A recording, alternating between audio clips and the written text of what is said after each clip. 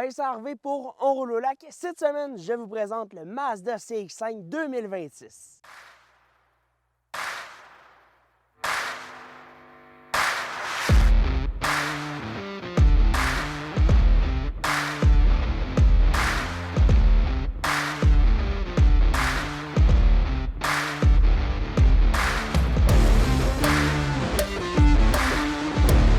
Mon essai de la semaine, c'est le Mazda CX-5. On le connaît, 3 générations en est découlé et son arrivée en 2012 a complètement changé le marché du côté de chez Mazda.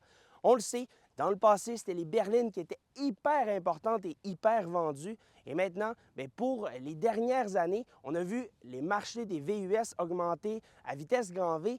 Et le Mazda CX-5 est un produit qui est extrêmement important chez Mazda, mais un très bon compétiteur lorsqu'on regarde pour le marché global. On en vend énormément. Et lorsqu'on a décidé de changer la présentation, parce que c'était là depuis déjà 2017, donc tout près de 10 ans qu'il a fait sur notre marché, on avait besoin de changement. Et chez Mazda, c'est sûr qu'on a dû avoir un petit pincement et se dire qu'il fallait absolument arriver avec un produit qui était fort intéressant et qui allait rivaliser avec ce que l'on offrait dans le passé. La présentation extérieure a été relevée, autant par le style que par son design. Je vous l'explique rapidement. La signature lumineuse a été relevée par le haut et je vous dirais que ça lui donne un look très spécial. Autant vous allez aimer, autant vous n'aimerez pas. Personnellement, je trouve que ça lui va assez bien. On a l'immense calandre et toujours le logo Mazda au centre. La nouvelle génération est un petit peu moins du type route. On est allé vers le look un petit peu plus aventurier. Je vous l'explique rapidement. Les bas de caisse qui sont en noir mat et également les contours d'ailes qui ont été agrandis. Donc, plus de surface en plastique noir. Donc, vous aimez ou vous détestez. Personnellement, je préfère avoir de la même couleur que de la carrosserie, mais on s'y fera assurément.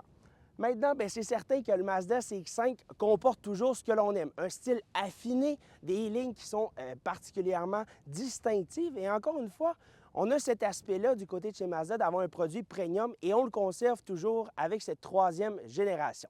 Les jantes de 19 pouces sont offertes avec la version que j'ai à l'essai, qui est une version de milieu de gamme GS. Et là, vous allez pouvoir obtenir même une version GT qui sera offerte, elle, avec des roues noires. On continue maintenant, toujours les poignées avec ce petit style affiné, les rétroviseurs et les contours de fenestration qui seront en noir lustré et en noir mat. Et maintenant, c'est certain qu'on a changé quelques petits éléments. On est venu agrandir légèrement le CX-5 pour lui offrir plus d'espace à l'intérieur. Et également, ce qu'on remarquera, c'est que le style a été légèrement retravaillé, sans trop l'aide, pour convaincre les nouveaux acheteurs et les précédents qui en obtenaient et qui veulent toujours en avoir. Donc, au niveau de la présentation, c'est quelques changements, mais somme toute, la présentation à l'avant et sur les côtés est assez comparative à la précédente génération. C'est à l'arrière que ça se gâte. Lorsqu'on parle de la présentation, c'est certain que vous aimez ou vous détestez. Maintenant, les choix de motorisation, on a quelques changements qui ont été faits. Aucune motorisation turbo pour l'année modèle 2026. On n'aura qu'une seule motorisation qui est un 4 cylindres 2,5 litres atmosphérique de 185 chevaux et 187 livres-pieds de coupe. Donc, qui est amplement suffisant pour le quotidien, qui n'est pas une puissance qui n'a pas de bon sens. Encore une fois, on aimerait toujours en avoir un petit peu plus. Et même la version GT sera offerte, elle aussi, avec cette motorisation à 4 cylindres non turbo-compressée. En 2027, on apportera la motorisation hybride. Donc là, on verra la puissance aller vers le haut, donc ce qui risque d'être fort intéressant. Mais pour l'année modèle 2026, ce sera uniquement des motorisations à 4 cylindres 2,5 litres, toujours avec une motorisation atmosphérique. On a fait le tour de la présentation à l'avant et sur les côtés. On part de la présentation extérieure à l'arrière parce que c'est bien différent et on se retrouve à l'intérieur parce que là, les changements sont du tout au tout. Maintenant, derrière le CX-5, la présentation est changée du tout au tout. On dit au revoir au logo Mazda et on l'inscrit uniquement sur le panneau à l'arrière. La signature lumineuse est complètement nouvelle et même sa forme. Elle me fait personnellement beaucoup penser au BMW X1. Je vous mets 2 photos côte à côte, mais vous allez pouvoir voir qu'il y a quelques ressemblances quand même forcées sur ce produit-là. On a l'inscription CX-5, traction intégrale et SkyActiv qui est inscrit. Et vous remarquerez également qu'on a une grande bande en plastique noir comme on retrouvera tout autour du véhicule. Maintenant, si l'on parle de la capacité cargo du Mazda CX-5, 954 litres. Et j'ai décidé de laisser une grande affiche pour vous montrer qu'on avait de l'espace quand même beaucoup dans le coffre. Maintenant, lorsqu'on parle de capacité de remorquage avec le Mazda CX-5, une seule capacité, on parle de 1500 livres qu'on sera en mesure de remorquer, ce qui reste très peu, mais convenable quand même. Maintenant que je me retrouve à bord du Mazda CX-5 2026, je vous parle de la présentation intérieure qui a été complètement revue pour l'année modèle 2026 et ça fait énormément de bien. On a une présentation qui est beaucoup plus premium et surtout où on a moins de choses à l'intérieur. Donc, ça plaira à certains, ça déplaira à d'autres. Moi, personnellement, je vous dirais que j'aime partiellement ce que j'ai devant moi. Je vous explique dans quelques instants pourquoi j'aime partiellement. Tout d'abord, lorsqu'on parle de l'écran d'instrumentation qui se retrouve devant nous, elle est hyper facile d'utilisation. Vous allez avoir que quelques menus dans l'écran d'instrumentation. Ce sera très, très simple, en fait, à utiliser. Vous aurez 4 menus qui vous permettront d'avoir les aides à la conduite, les informations comme par exemple votre consommation d'essence, la température moteur et simplement la vitesse. Donc, on y va vraiment dans la simplicité quand on parle de la présentation et c'est la même chose lorsqu'on parle du volant. On est venu changer le volant du côté de chez Mazda et je vous dirais que ce sera un petit temps d'adaptation pour les nouveaux propriétaires, mais somme toute, ça se fait très bien. À gauche, c'est tout ce qui a rapport au multimédia et l'écran devant nous et à droite, bien, ce sera ce qui aura rapport aux aides à la conduite, dont le système de cruise control. Donc, là, vous allez devoir quand même vous habituer rapidement, mais somme toute, je vous dis, après quelques instants, c'est assez rapide de s'habituer à tous les boutons qui se retrouvent devant nous. Il y a quelques petites choses qui me dérangent dans le volant, dont le bouton des modes de conduite qui se retrouvent directement sur le volant où on est venu utiliser un espace qui aurait pu être utilisé pour autre chose, comme par exemple de pouvoir y placer la gestion des écrans directement à cet emplacement-là. Bref, je trouve ça assez spécial qu'on ait décidé d'opter pour 2 boutons qui vont servir pour les modes de conduite au volant. Maintenant, si l'on parle de l'écran d'instrumentation, elle est disponible en 3 dimensions. Donc, vous allez avoir l'écran de 15,9 pouces, qui est la plus grosse écran que vous pourrez retrouver dans le Mazda CX-5. Et je vous dirais qu'elle est... Ça fait du bien. Du côté de chez Mazda, on a quelque chose de beaucoup plus à jour. On a un écran où on ressent tout de suite qu'on a directement une tablette Google qui se retrouve devant nous. Donc, somme toute, vous allez avoir tous les menus au bas de l'écran. Donc, ce qui a rapport à la climatisation, ce qui a rapport au véhicule très rapidement. Donc, les aides à la conduite, les modes de conduite, même la position de conduite que vous allez pouvoir régler directement là. Le système de navigation qui est mu par le système Google et également votre système de multimédia, donc la radio, et une fenêtre multi-icône, donc ce qui vous permettra d'avoir accès à tous les menus qui se retrouvent dans le véhicule. Mais vous allez pouvoir jumeler Android Auto, Apple CarPlay comme on est habitué, mais encore une fois, cet écran-là, c'est du nouveau du côté de chez Mazda. On est venu retirer la molette, donc ça me fait quelque chose parce que la molette du côté de chez Mazda, c'est quelque chose que j'appréciais vraiment beaucoup, qui fonctionnait à merveille. Et là, bien, on dit tout simplement au revoir à la molette pour uniquement venir placer un écran tactile où on est venu retirer, par exemple, le bouton pour le volume, où on est venu retirer les boutons qu'on était habitué dans cette fameuse molette-là. Bien là, il n'y en a plus. Tout se retrouve dans l'écran. Donc, ça prendra quelques temps. Personnellement, avant d'avoir trouvé le bouton du volume, ça m'a pris quelques instants quand même pour rechercher dans l'écran alors que j'étais au volant. Donc, ça m'a pris quand même quelques instants pour m'y habituer. Même s'ils sont positionnés sur le volant, bien, on aime ça quand même, avoir une fonction qui est physique pour l'utiliser. Bon.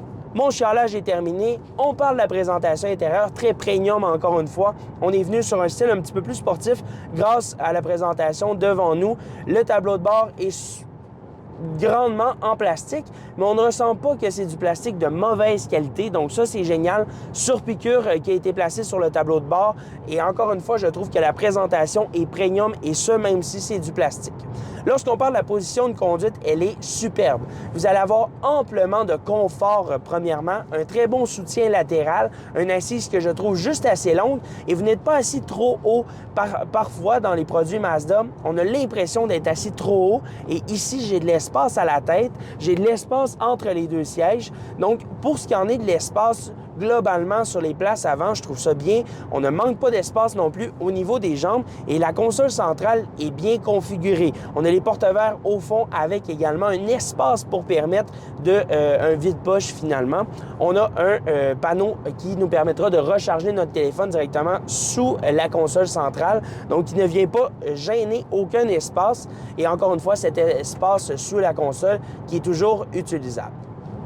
Maintenant, si l'on parle des sièges arrière, premièrement, les portes s'ouvrent à 90 degrés, donc très facile de pouvoir embarquer et ce, même avec des sièges d'enfants. Également, vous allez avoir beaucoup d'espace au niveau des jambes. Je me suis assis derrière moi, donc j'ai trouvé que j'avais beaucoup d'espace autant au niveau de la tête.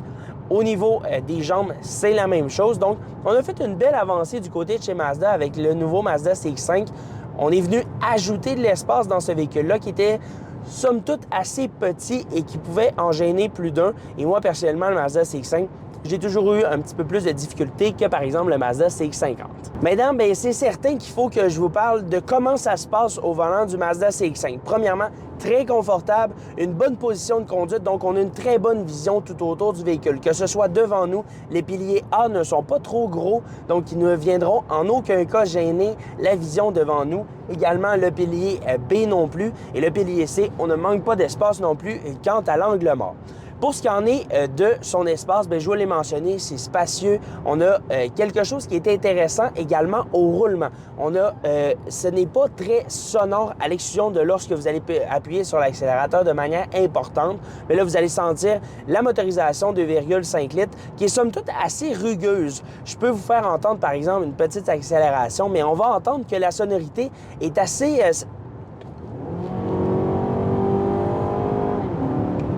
Donc, vous l'aurez peut-être entendu, on a une sonorité qui est, somme toute, légèrement présente lorsqu'on va faire une accélération, mais au quotidien, on n'entend aucunement cette motorisation-là, ça roule merveilleusement bien. Et même lorsqu'on parle de la boîte de vitesse, elle fonctionne super bien aussi. Une boîte de vitesse à 6 rapports qui change très bien. On n'a aucune hésitation quant à la boîte de vitesse. Donc, pour vrai, je trouve que le Mazda CX-5, dans cette nouvelle génération, c'est un pas en avant.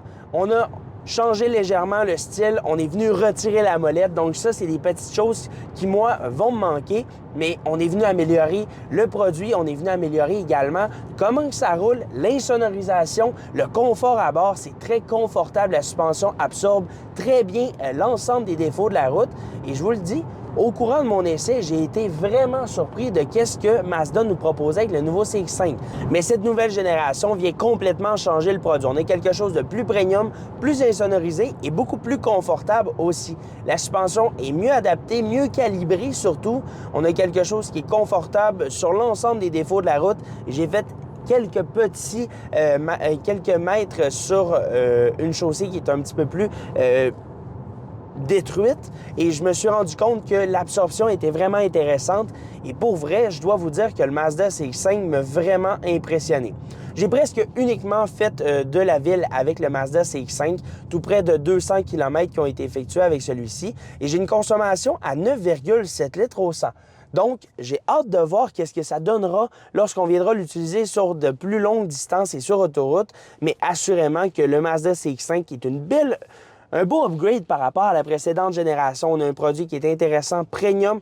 Également, on en a pour notre argent.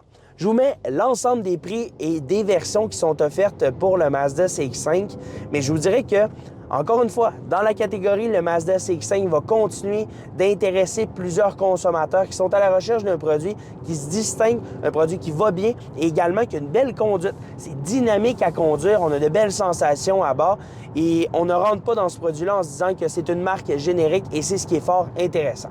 Donc, c'est ce qui termine mon essai avec le Mazda CX-5 2026. Un énorme merci à Simon de l'ami Junior Mazda de m'avoir fourni le véhicule pour la semaine. Et sur ça, je vous invite à aller faire un tour sur l'ensemble de mes médias sociaux.